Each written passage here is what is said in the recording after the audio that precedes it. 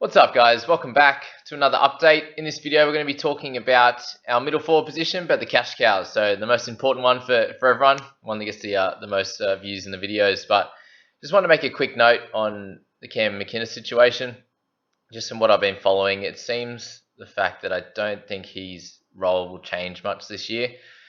From what's been said, the new coaching staff wanted to have a look at all the key players in their positions and how they're going in the preseason before making any decisions on any future and stuff like that. I think it looks like Cam McInnes wanted to show up his future now, and having only known the coach and the coaching staff for a few weeks, they weren't ready to make that decision and lock up his future. I suppose for him, it's while he's at sort of the peak of his powers, he'd like to cash in on that and grab a 4-year deal, which he happened to do at the Sharks. So good thing for the Sharks, unlucky for the Dragons fans, but that's all on that one. And then we'll make a special mention to Murdoch Masila, Jackson Ford, who I mentioned in the Edge Cash Cows video. So they're obviously dual position, and I won't be talking about them here. So jump back into that Edge Cows position and go from there. So for starters, we're going to start with Moses Leota. So interesting one for him is he should be getting the starting role this year with James Talmar moving along. And what we see here is priced at 34, with his average at 34 as well. And what you can see with him there is he's a fairly good PPM player, right? His general average was around that. Sorry, just above that. You can see his PPM here, so of 0.9. So when he's going to be someone that when he does get the extra minutes, which he should get a few extra, given he averaged about 36, 37 minutes last year, you'd see that should grow above 40. Whether that's 40, 45, I doubt it would go to 50, given the fact that he's a little bit more of an impact, run hard type of player rather than just being a tackler in that middle there. You can see the majority of his games, even with a 30s to 30 minutes, even 27 minutes in some of these games, he's running over 100 meters there in the majority of them. So someone like that, you want them to be fresher for when they're on the field. So they're more likely to be playing that 40 to 45, especially when he's newer to the role. I wouldn't expect him to come out and be playing 50 minutes plus in the majority of his games to start. But that's just my opinion there in terms of his minutes. But what we should see is a bump in his scoring. So an average of 34, I can expect him to be averaging close to 40. So if you feel like that's worth it for your team, then please bring him in. But for me, he's not going to be a keeper. He hasn't shown that type of, he hasn't shown keeper status levels, even in games where he has started. He'd have to be averaging 50 plus minutes to do that, and I'm not ready to pick him as a starter in my team until I see that. So if he happens to show that in the first few weeks, then great. You're lucky if you pick him up, or you can just pick him up for someone that maybe hasn't performed. He's in that mid price that he's not too bad. If he's looking to become a keeper and gain a couple 100K, then yeah, sweet. But if not, I don't think he's worth it currently. But very much an interesting player for those that are tempted by him. We're going to talk about Tom Gilbert now. He is a dual position. I did forget to talk about him in the edge forward position, but we'll speak about him now. Very much priced similar. Average of 32, priced at 32 for last year. The most important ones with him is the fact that at the start of the year, he played reduced minutes at highest minutes of 35 and did score at a PPM of close to 1, so just under 1 in those games on average. And then he come down a little bit lower, and he got to come on a little bit earlier one of the games and play 66 minutes off the bench to score 44, and mainly in base stats. So 34 tackles, 105 meters, a couple tackle breaks with only a couple of missed tackles. So you can see his average missed tackles, his tackle efficiency is in the 85% range. 43 tackles for 3 misses being his worst game, but you take that every day of the week. And when you come down, he's had another couple of games there of 72 minutes for 57, 57 minutes for 30, 56 for 45, and 53 for 50, right? So you can see those last 3, we're pretty happy with those scores at an average of in the low 40s, right? He's priced at 32. If he's going to play mid-50s minutes, he's going to see some price bumps. If he does happen to get bigger game time, obviously you got someone like, if he's going to get the starting position, Cohen Hess is on the bench and would play more of an edge role. So you can see this amount of minutes staying steady, right? Again, similar to Leota, you're going to have a little bit of a jump in scoring you'd imagine. But how much of that scoring jump is it going to be, right? So that's what we got to think about with him. If he's going to get closer to 80 minutes and play games like this one, if he has 72 minutes, 42 tackles, 140 meters, 1 tackle break, 1 miss, then he's a definite. You definitely need to bring him into your squad, right? If he doesn't, then I see an upside of around an 8 to 10 points, so 40 to 42 average. So if he plays close to 80 minutes, you can see him averaging closer to 45, 50, and he would definitely be worth being in your team as a middle and an edge dual position, given the fact that he won't play Origin either, and you'd expect him to play a few more minutes during that time, etc., etc. So someone that's really interesting, and I'd be keeping him on the watch list as to where he's going to play in the season and the makeup of their bench, for example. That's all on Gilbert.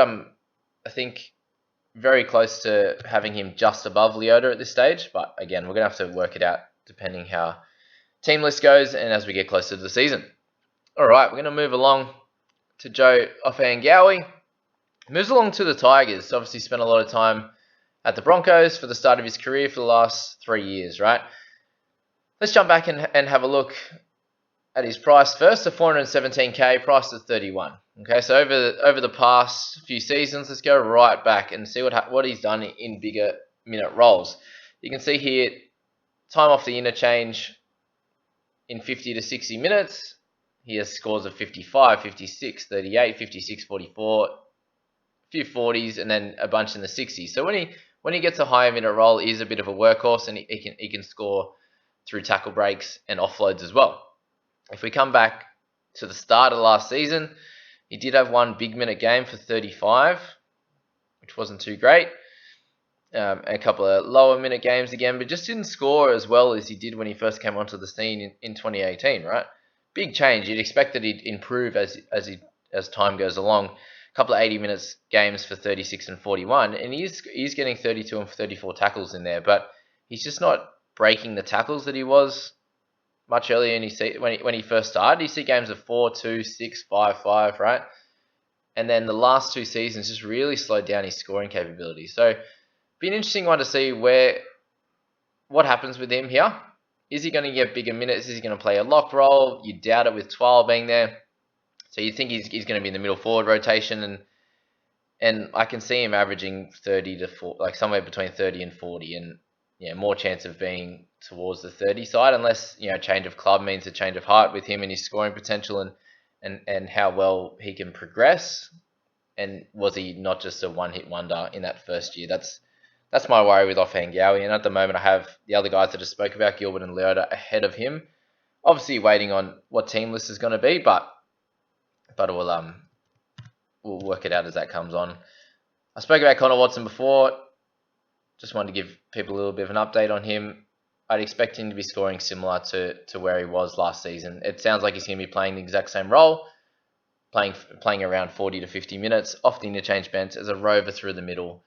And at his price point with the dual position, about 100k cheaper than the guys we're speaking about, he comes in as an interesting option. But I'd like to see what happens with team lists as we go along. An interesting one is Hetherington. So before we start, guys, just want to say if you're enjoying these videos, please hit like. Loving the amount of extra people that are seeing this at the moment. I hope you're all getting a lot of benefit. But please hit subscribe if you are. These videos are coming out every day at the moment especially until we finish all those positions. Please wait patiently for those. They're being made as we go along. But enjoying the feedback, guys. And we'll jump into Hetherington now. So priced at 24 with an average of 25.6. A lot of people have picked him up in their team, and I don't see the upside here. Someone that is a really aggressive player, as you can see from what happened in a couple of his games last year. He was on loan with the Warriors, okay, and did get to play 6 games for the Warriors there after only playing the first round last year. So only got the 19 minutes and then got put out on loan and played some big minutes, man. So the first 4 games there, he's averaging just over 40 minutes for a highest score of 34, right? So PPM isn't anything crazy. If you look at it up here, 0.66, already owned by 11.5% of teams, which is pretty crazy in my thoughts. At 320k, I definitely think Watson is a better option, and he has dual position status as well. Well, you can see from his big minute rolls, he happened to play a couple of really big ones at prop even when the Warriors were really down on troops. And you can see a score of 48 for 34 tackles, 3 breaks, 5 missed tackles, 140 metres, being his obvious standout performance of the year. And then a game of 70 minutes for 29. And to me, he's not going to play anywhere near that amount of minutes. And I can see him averaging closer to 25. I don't see much upside with Hetherington. They have a lot of good middle forwards at the Dogs, and I just don't see him improving. He's not a guy that's a really good fantasy scorer, so he's someone that I'm going to leave out of my team. With a lot of decent options, especially in the edge and this middle forward section to go along with the hooking section. I don't see him as having a spot in my team. Daniel Alvaro, someone I was looking into a little bit. Very interesting what's happened with him. If you think back, a couple of years ago, this 2018, man, crazy with the Eels. He was a starting prop, absolutely killing it. Scores of 40s and 50s. Even a score in the 80 there, a random 60. So crazy over the 2018, right? Comes to 2019 and sees a little reduction in his role in minutes. He's down in the 30s and 40s with a couple of random 50-minute games, but scores in the 30s, sometimes 40s, right? Nothing crazy. Comes over to the Dragons team, priced at 22 with an average of 23.5 last season. If we have a look at what happened, obviously started the season missing a bunch of it, coming back in round 7 before getting injured straight away. So a couple of red flags for me there is the injury status, and you can see that when he comes back in round 12 after having a couple of injuries, you can see there's a bit of an issue there in terms of maybe he wasn't at full strength, and it's partly the reason why they sent him out on loan to the Warriors. But you can see he did score really well in his minutes there. Didn't play a lot of big minute games, but with a PPM of 1.02, sorry, I see him as having a lot of upside. My main issue is in that Dragon side. Are they going to have a space for him, right? So we look into their predicted lineup just for argument's sake, and you've got someone like McInnes who's a chance of playing 13. He's signed with the Sharks as a 13. Hunt could go into the 9 position. They feel the 7 position there, but Alvaro hasn't even got a spot in this squad. You've got guys like Blake Laurie who's come along well. Kerr's doing well. Faamausili. I don't know how to say his name properly. But you got Marin on the bench there, and where does Alvaro sit in this team? That's my worry.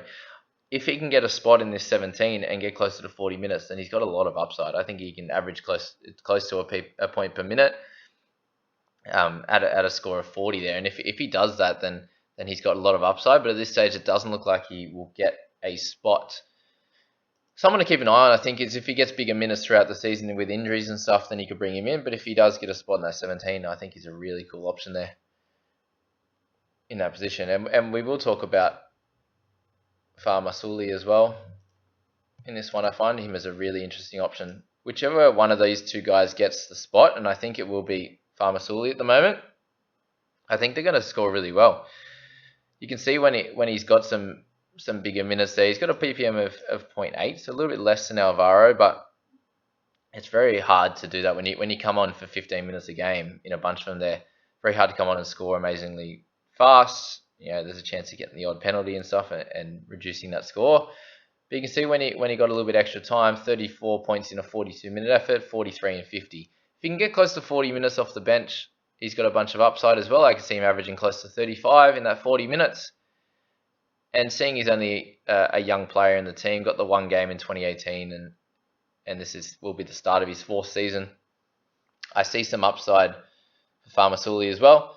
As I said, let's see how the team lists shake out and even the trial statistics and see if we can see some upside for him there. But yeah, both those guys are really interesting for me and at a really good price at under 300k going forward. All right, a couple more expensive guys.